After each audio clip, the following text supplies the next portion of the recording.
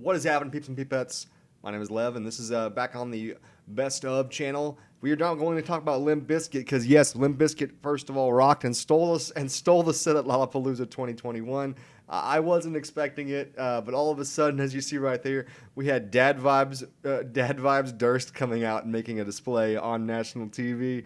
That was the coolest thing ever, man. Just seeing him just rocking out, looking old as hell. Obviously, we know that's a wig, but at the same time, it's just a cool look for him. And it was the first time in his career that I can legitimately say that Fred Durst actually dressed crazier than his own guitarist Wes Borland. Which, if you can't tell, Wes Borland is the crazy looking dude a few steps below him, wearing fishnet pantyhose. Yeah, which Wes has always been the crazier dresser out of the entire group. But it's just really funny to see Fred actually get more of the attention for his dress than Wes Borland for a change, which has just never pretty much happened. When it comes to Limp Bizkit, they're one of the most influential nu metal bands out there.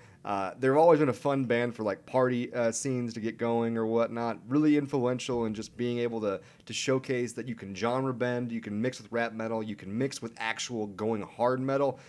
They, in a lot of ways, had early parts that showcased what metalcore would end up becoming, especially off their first album, and of course the Unquestionable Truth Part 1, where you see a lot of actual real metal vibes going in there, more than just the party heavy have fun side of nu metal, which is what they were kind of pioneering in a lot of ways, was the party side of nu metal. You had Korn that was doing the depressing My Life is Horrible side, and then you had Limp Bizkit that was more of the, man, I'm trying to get my way, kind of having fun kind of vibes. And of course, then you had other stuff that was all over the place, because nu metal was a super inclusive time and period. But when it comes down to it, we're talking about the best 12 Limp Bizkit songs. So when it comes to it, we got to look at Limp Bizkit's themes. It's all about having fun. It's about being out of control just for the sake of being out of control. It's about calling the kettle black. You're not being silly. You're being silly and whatnot, but you're not playing games when it comes to calling things what they are. All right, and you're more than happy to call people out in tracks. Sheesh, he's Fred Durst in several songs has called out Christina Aguilera, who also got called out in an Eminem song for giving head to Fred Durst. You had many other scenarios throughout their tracks. You had a track where Fred Durst featured with Korn and literally had a gay off with Jonathan Davis on that exact track. And when I say it like that, I'm not being like weird. I'm being like they were both talking about butt fucking each other on the track, which was hilarious. You had jump mosh riffs, and then you have this frequent high pitched kind of cracking vocal, almost like his nuts are dropping in the middle of the song. But at the same time, then he goes back and then drops like this, oh my gosh, like near death screams that you're just like, yeah, all right, this boy can scream. Okay. Mixed with rap vocals also. So what makes this hard in grading this? First off, we got to just start this out right here. The best in this track list is not the best songs that got TRL video play back in the day. And best also does not mean best choreographed. So for those of you who are just getting ready to see the Metal Macarena, I get it. I love the Metal Macarena. We all love the Metal Macarena. It's not one of their best 12 tracks in my opinion. Ooh, I shouldn't have said that right now. Now you're all going to turn off. Anyway, sorry. There's also the question of what happens when you look at the no Wes Borland album. So the Results May Vary album did not have Wes Borland on there. So the guitar was very lacking in certain tracks. And then you had no John Otto on the Unquestionable Truth Part 1, which is funny because that Unquestionable Truth Part 1 is arguably my favorite album as far as a metal album. Not as a nu metal album, but as a metal album out of the group. But anyway, let's get into it. Top 12. First up is Why Try. Why Try was off of the Gold Cobra album in 2011. It was a really bouncy riff track. Honestly, they didn't promote any songs off the album. Ever since Limp Bizkit got dropped from the major labels and had to go on their own way, they really didn't really promote singles the same way that they used to. When they were signed for Cash Money for a couple of years after this album was popped, Lil Wayne tried to get them to promote singles, but they just didn't really do a good job of it because they also couldn't meet deadlines or whatever. I don't know. I'm not the Limp Bizkit biographer. But why try? You're gonna die. You're going straight to the gate in the sky. And then basically it had that bouncy riff feel that you felt back in the early 2000s. It was more of a nostalgia than anything else, but at the same time still showed that they could still get that bouncy riff going and get you excited in the middle of a mosh pit. Number 11 is going to be Ready to Go, the one single that was released under the Cash Money. Well, that's not true. There were a couple other songs that were released under Cash Money, but they never were actually fully able to release the Stampede of the Disco Elephants album, which was what they were talking about. Ready to Go was really cool because, first of all, it featured Lil Wayne on there, which was really nice, but at the same time, it wasn't a lot of times in the past when Limp Bizkit had featured a rap artist on, like an actual rap artist on their track, the track would become a rap track that just happened to be with kind of a funkier beat on there. Whereas this one was actually a metal track that happened to feature a rap artist on there. And it was basically an homage to all of classic Limp Bizkit on this track. We're talking about, red hats to the back like Fred Durst, basically the whole entire chorus is that your bitch because she's looking like she's ready to go, basically saying, hey, if you're gonna leave me alone with your girl, I'm gonna steal it. And basically it's just a complete party anthem song, one that just made me feel really good and brought back like those ultimate uber fun Bizkit vibes, which Limp Bizkit is about having fun. Okay, don't make any mistake about it. Limp Bizkit is one of the few nu metal bands that you can unequivocally say is about having fun. Probably why they get hated on so much in a lot of ways. I guess they don't get hated on as much anymore, but you know what I'm saying. Sour, number 10.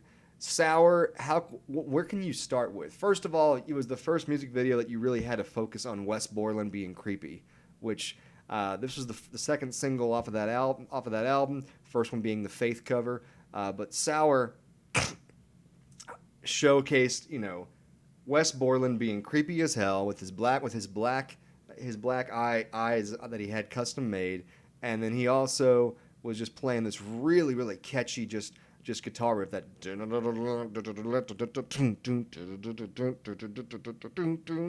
I can't even do it correctly, but it was mixing up with actual good rap lyrics while at the same time talking about being in an abusive relationship with a worthless woman is what it was about for Fred. And it was a really fun, catchy track and a great way to introduce you to the band. Fun stuff there. Number 10 for Sour. Number 9 is Take a Look Around. Now this one is tricky for me because it was a really good track. It was the Mission Impossible 2 track that they did. And it featured obviously the entire guitar riff and bass line is the Mission Impossible 2, or the Mission Impossible theme music that they basically metalized into that. That's one of the reasons why I liked it so much, because it had that really pop, it took a famous musical non-metal music and turned it into a metal riff and then made it into something that you could bounce to and thrash to and mosh to. It's 5 minutes long, and it's 5 minutes of pure mosh pit sensation if you actually are able to mosh to it. Really, really a lot of fun there. I guess it's on the Chocolate Starfish and Hot Dog Flavor Water album. Doesn't mean it's not still a good track. Number 9 there. Number 8, we're going all the way to the Unquestionable Truth Part 1, the forgotten album of Limp Bizkit, mainly because it's listed as an EP, even though it had 7 tracks. Whatever. And all 7 tracks were original and only ever placed on this album. Whatever. The Story. So The Story is really, in my opinion, one of those forgotten Limp Bizkit songs. It's one of those calling out. The entire album is calling out a lot of the bull crap that's going on in society, talking about brainwashing, talking about just accepting everything that's going around you, even though you shouldn't be, talking about sexual misconduct in priests. But then The Story is talking about how everyone's just a fake, everyone's just a poser, everybody's just not what they used to be anymore.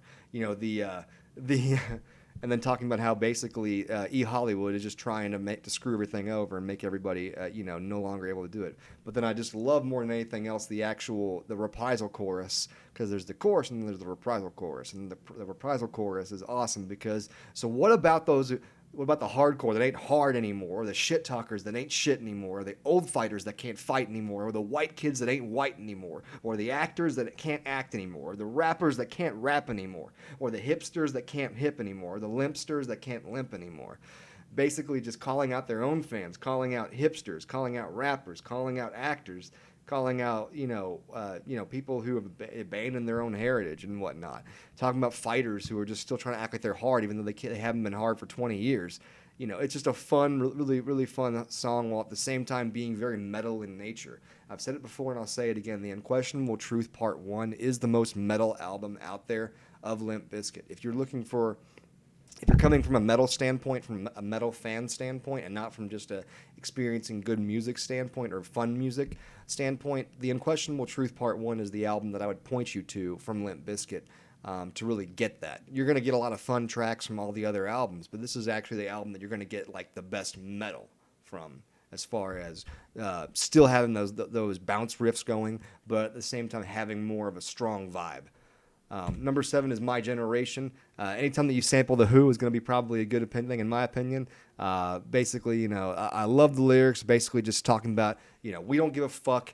That's the kind of mentality of Limp Bizkit, is just the we don't give a fuck. Let's party. Let's get this having fun. Let's have fun. Let's do what we want to do.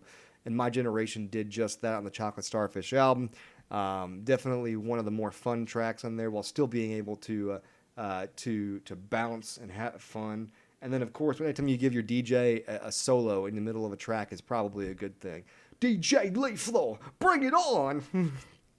I love that part so much in that one. Number 6 is Stuck. If you're ever really wanting to hear like Fred Durst really hardcore scream, and also mention the band's suicidal tendencies at the start of verse 2, yeah, go for it. This one's really fun. Not only that, but like I said, Limp Bizkit, one of the most frequent things about them is Wes Borland's really catchy bounce riffs. That everything that he's doing is something that you can mosh to.